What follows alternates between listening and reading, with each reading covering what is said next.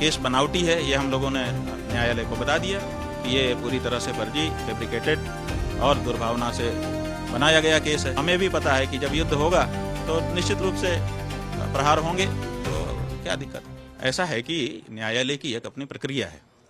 तो आशुतोष नाम के एक व्यक्ति ने न्यायालय के सामने एक बनावटी केस रखा था। अब उस बनावटी केस में ये केस बनावटी है, ये हम लोगों ने न्यायालय को बता दिया कि ये पूरी तरह से फर्जी, फैब्रिकेटेड और दुर्भावना से बनाया गया केस है। तो अब न्यायालय का जो प्रोसीजर है वो ये है कि पहले उसको दर्ज करेंगे, फिर उसकी जांच करके गवाही साखी लेकर के उसका निस्तारण करेंगे। तो उसी प्रक्रिया में इसको आगे बढ़ाया गया है, कोई बाधा की बात नहीं है। हाँ बिल्कुल, हम लोगों ने न्यायालय को भी ये बात बता दी है कि उनके ऊपर अनेक आपराधिक प्रकरण दर्ज हैं और हिस्ट्री शीटर के रूप में जिस थाने के वो निवासी हैं, शामली जिला है उत्तर प्रदेश में, उसका कांधला थाना है, उस कांधला थाना में उनके हिस्ट्री शीटर होने के प्रमाण मौजूद हैं। गुरुजी, लगातार आप बात गौ हत्या की उठा रहे हैं, क्या सरकार की कुछ मंशा है या कुछ लोग ऐसे जो चला रहे हैं एजेंडा की इस तरह से आपको रोकने के लिए? हाँ, ये बिल्कुल गौ माता की रक्षा के लिए जो हम आवाज़ उठा रहे हैं।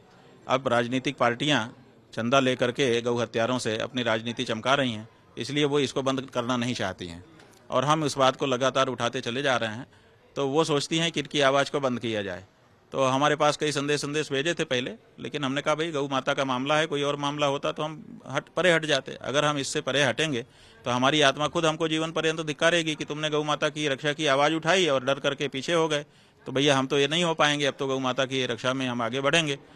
तो वो चाहते हैं कि अब हमको वैसे नहीं रोक पाए तो अब हमारे ऊपर आक्षेप आदि लगा करके या दूसरा कुछ डरा के धमका करके चीज़ें करके हमारी आवाज़ को बंद करें। तो वो ये सब प्रयास कर रहे हैं, लेकिन हमें इसमें बाधा नहीं है, क्योंकि जब हमने धर्म युद्ध छेड़ा है गौ माता की रक्षा के लिए, तो हमें भी पता है कि जब युद्ध होगा तो निश्चित रूप से प्रहार होंगे, तो क्या दिक्कत है।